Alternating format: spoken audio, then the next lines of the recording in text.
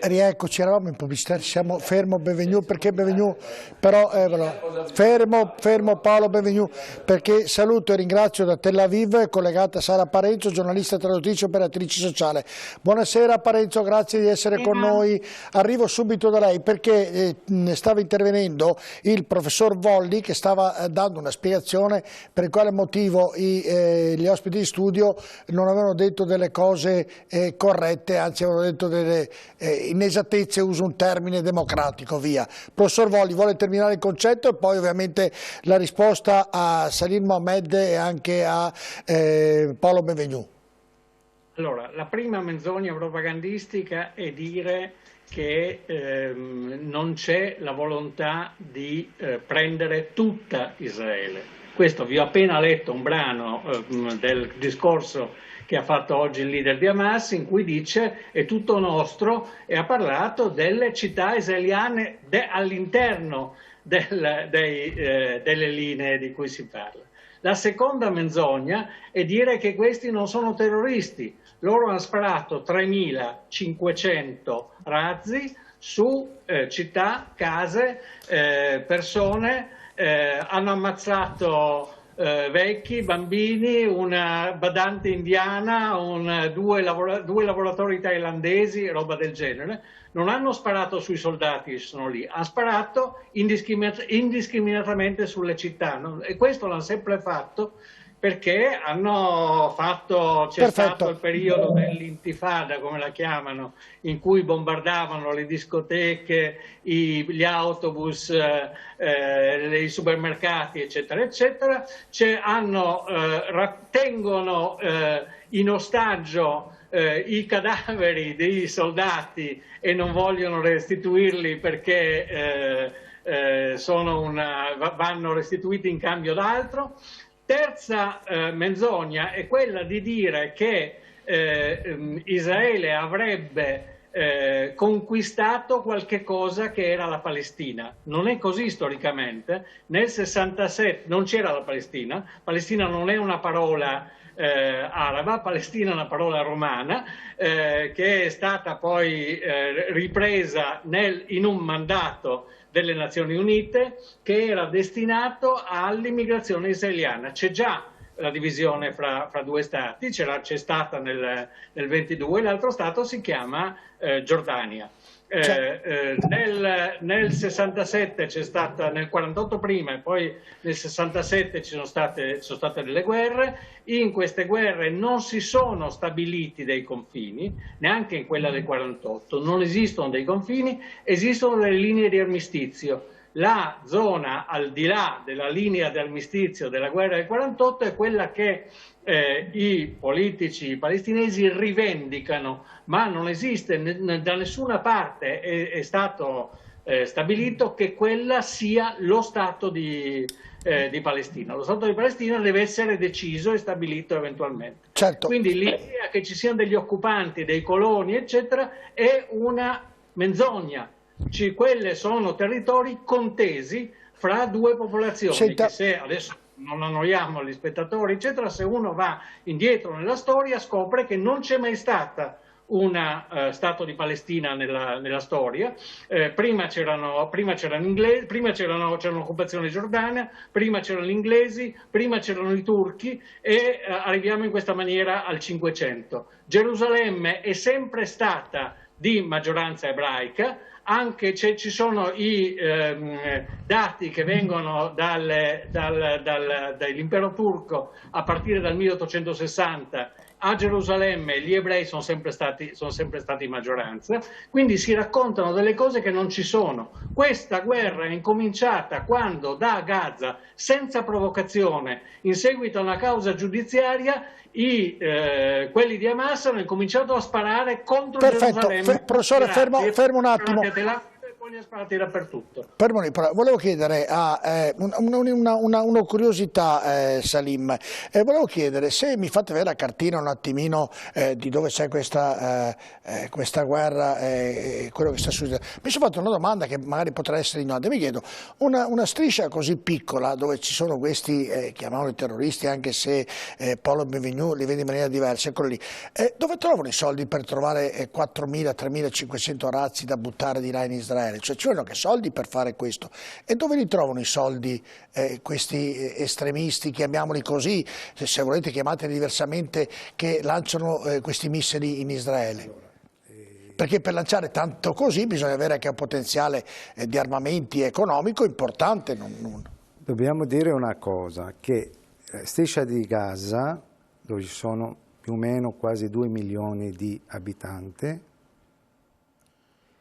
e dove sono una striscia piccolissima, 300-300 chilometri. Sì, d'accordo, però rispondo alla mia domanda. Sì. No, fammi finire per favore. Ecco, siamo da 14 anni in quella piccola area. Eccola lì, la vediamo lì. Ovviamente quella verde è la Cisgiordania e ci sono dei coloni israeliani. Volevo precisare che l'Israele ha anche parecchio deserto, tanto per dire, insomma c'è anche parecchio deserto. Prego. Allora, prima di tutto, noi subito dico come palestinese il nome della comunità palestinese qua a Padova, in Italia, siamo contro la violenza, quindi siamo con la pace. E Hamas è un gruppo popolare eletto da una società palestinese. Hamas sicuramente ha risposto a una violenza, a un attacco spropositato. Però mi risponde alla domanda che le ho fatto. Sì, ok. Ho capito, quindi, poi questa è la storia e ci ritorneremo. Allora, era una curiosità mia, se mi risponde. Ok, sicuramente ci sono, ovviamente questi missili sono rudimentali, fatta in casa. Tutti in casa, tutti 4.000. Certamente, fatta non è che abbiano comunque da parte, come fanno gli armi a venire, ma è sotto un embargo totale sia da parte di Israele sia da parte dell'Egitto, no? E quindi è difficile che arriva armi dall'estero. Quindi possono arrivare via mare.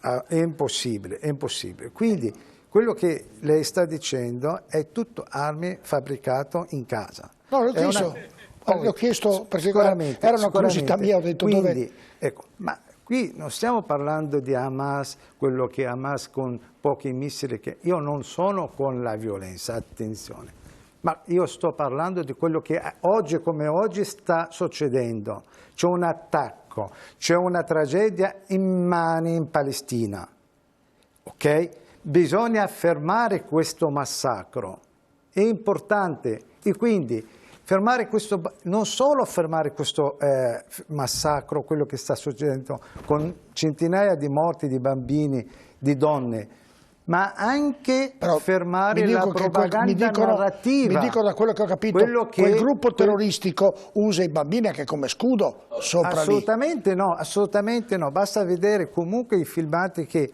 arrivano, no? Noi comunque siamo vittime, ok?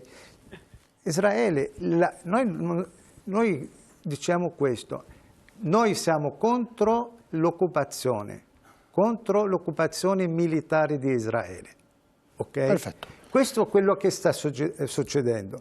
Quindi noi chiediamo alla comunità internazionale di intervenire per fermare questo massacro.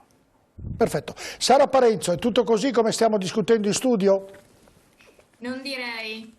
Io mi sento di portare una voce più critica, le porto una testimonianza, io lavoro anche alla salute mentale. Bisogna innanzitutto fare una distinzione, cioè tra il singolo e il collettivo, ossia dal punto di vista, io vivo a Tel Aviv è una città che diciamo questa volta ha subito più attacchi missilistici del solito, indubbiamente, però non è una città del sud, quindi una città dove diciamo relativamente colpita.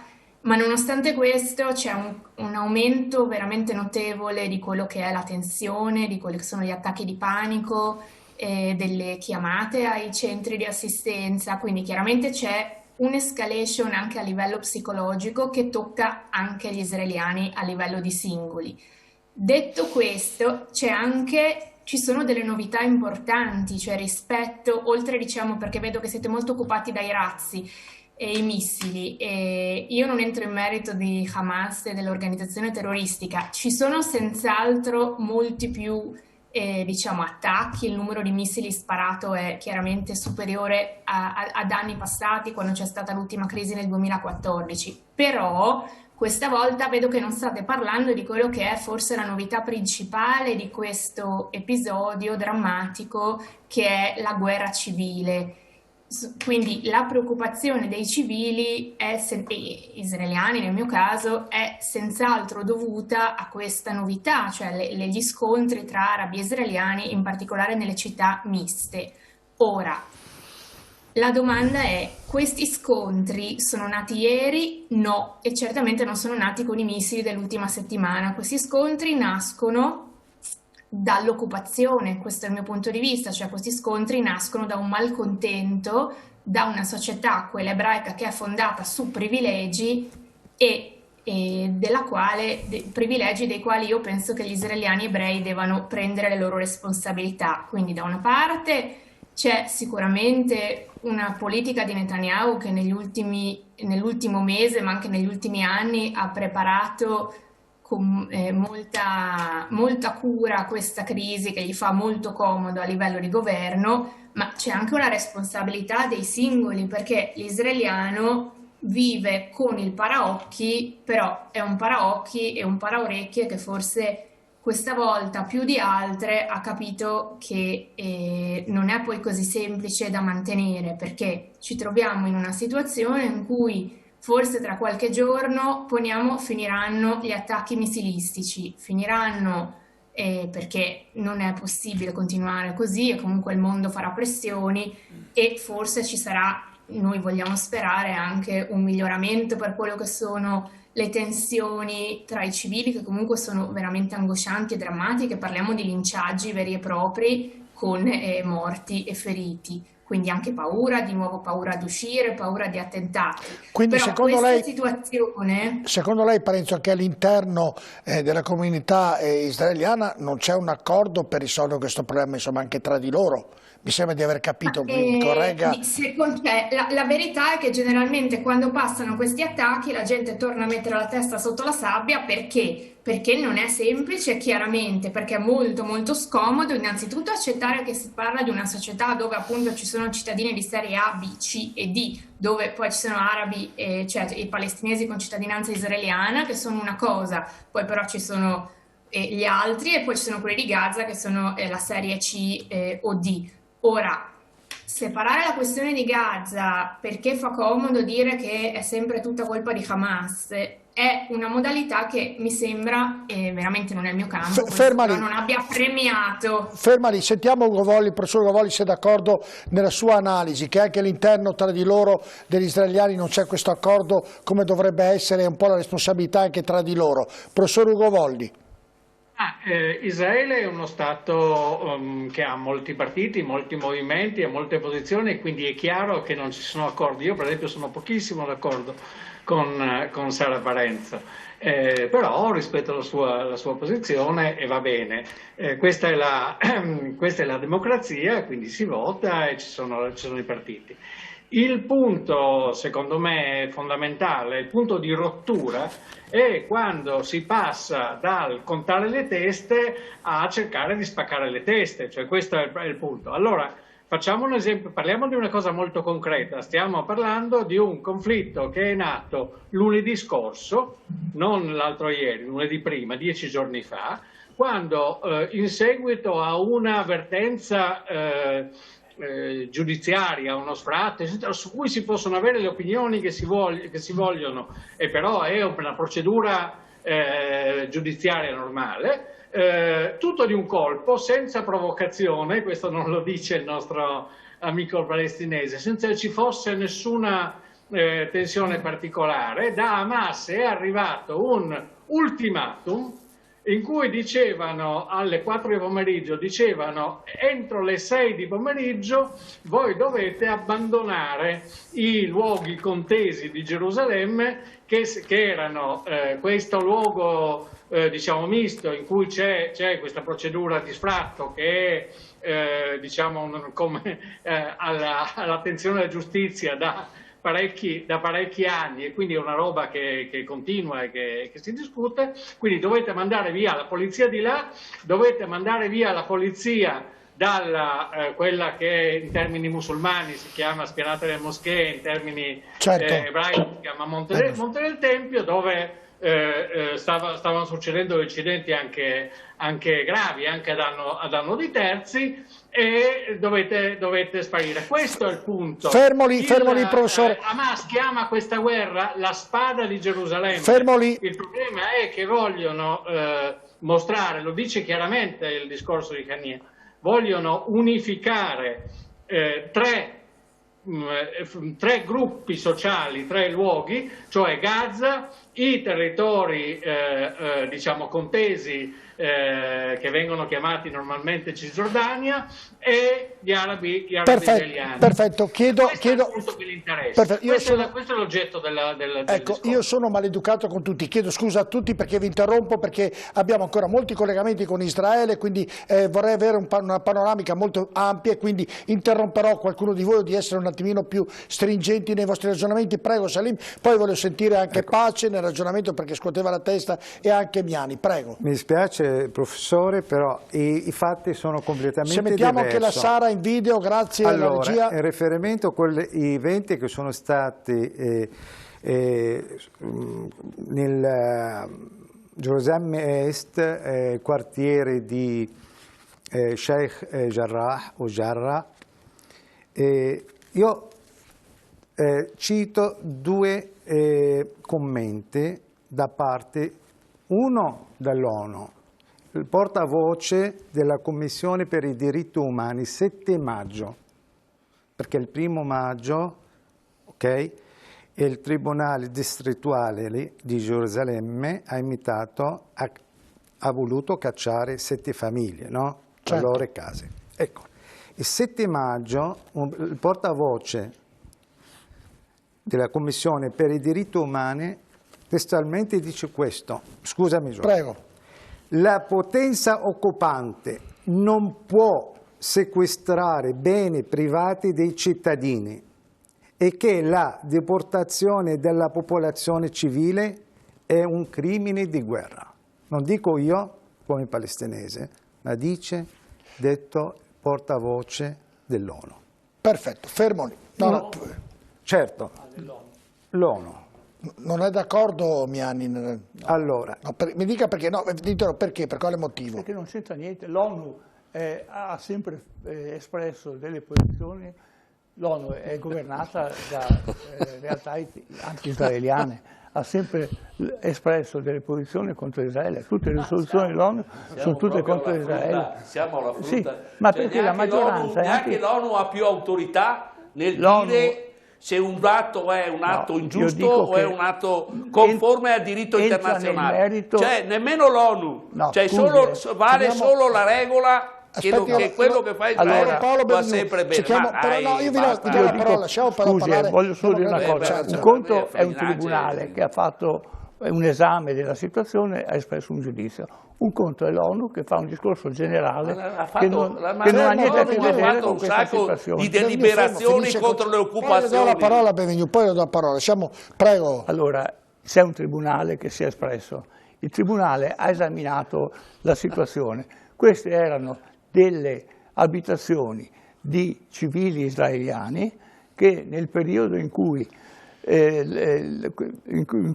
gli israeliani sono stati mandati via, e qui è stata a questo punto la Giordania, la Lega Arabe, ha messo dentro delle popolazioni palestinesi che non avevano, non sono proprietari. Palestinesi sono stati costretti ad abbandonare le loro case in seguito a quegli accordi. Poi le do la parola, però deve lasciare finire il concetto, perché sennò devo chiudere il microfono. Io ho spiegato cosa c'è. Allora, cosa c'è Volli che sta scollando tutta la mano? No, se interrompe lui, voglio interrompere anch'io. E io lo vi faccio... Sta dicendo questo ultracomunista, sta dicendo delle cose che non stanno in cielo né in terra. Vengo anche da lei, facciamo così, facciamo così. Quella era una proprietà privata di cittadini che sono stati espulsi per pulizia etnica dalla Giordania. Fermo così, facciamo così. Il tribunale gli ha restituito la casa e gli affittuari che non hanno mai pagato l'affitto hanno riconosciuto già 30 anni fa che quella era una casa privata. Volli, fermo lì, professor Volli, aiutatemi, vi credo gentilmente, vi chiedo a tutti di aiutarmi. Benvenu, le abbasso il microfono. Benvenu mi dia il tempo di far parlare tutti. Benvenu, le chiedo gentilmente e la cortesia. Allora facciamo così, prima di congedare Sara che da Tel Aviv ci sta ascoltando, noi abbiamo preso l'intervista dell'ex capo dei servizi segreti di Israele, il nome è un po' complicato però lo leggo, Ami Ailon, che ci spiega come poter raggiungere e se si potrà raggiungere la pace fra questi due popoli. Prima di congedarla Sara ascoltiamolo e poi ovviamente voglio il commento da parte vostra. We did not understand the perception of settlements in the eyes of the Palestinians. Settlements is not a religious concept. My parents, a very socialist people, they came in order to create a state for the Jewish people, which its future borders will be wherever we can build a settlement, walk the land, and defend ourselves. The tragedy is that we understood too late that this concept brings us to a dead end. In your opinion, Israel must stop expanding settlement? In order to prove that it is our interest, that we are doing it for us, not for the Palestinians, we have to announce that from today, we are not building any house, any room in the settlements beyond, east of the wall. We can go on building in the major settlements west of the wall and in the Jewish neighborhoods of Jerusalem, not in the Arab neighborhoods of Jerusalem. Second, we passed the law of bringing back all the settlers who wish to return. We send them, they deserve to be compensated and to get houses in Israel, the same houses that they have in the West Bank today. Look, the price will be very, very painful. Jerusalem, Jewish neighborhoods under Israeli sovereignty, Arab neighborhoods under Palestinian sovereignty, and the holy city, the holy places, a special regime. If we do it, we are changing the political reality in the Middle East. And we are sending a clear message to the world. I'm saying it. It will be very, very painful. They are going to call you as an enemy of Israel. Who? Far-right supporters. They are doing it already for many years. So, how do you feel when you were called like that? I feel they betrayed the whole vision of our parents who came here in order to create a state for the Jewish people that will be a democracy. Ovviamente era un servizio raccolto dalle Iene l'altra sera. Sara Parenzo, prima di congedarla, vuole commentare questo servizio, poi voglio sentire rapidamente che Voglio dire che io penso che purtroppo lo Stato ebraico si stia rivelando impossibile. Noi per restaurare un'etica ebraica dobbiamo essere disposti a dare pari diritti e questo vuol dire uno Stato per due popoli. Due Stati non sono più possibili neanche geograficamente. Bisogna rinunciare ai privilegi e pensare a soluzioni nuove e più creative. Abbiamo già ucciso più di 60 bambini. Va bene, è stata molto chiara. Grazie Sara Parenzo di essere intervenuta. Noi andiamo in pubblicità, poi sentiremo i commenti tutti su questa intervista del capo dei servizi segreti di Israele.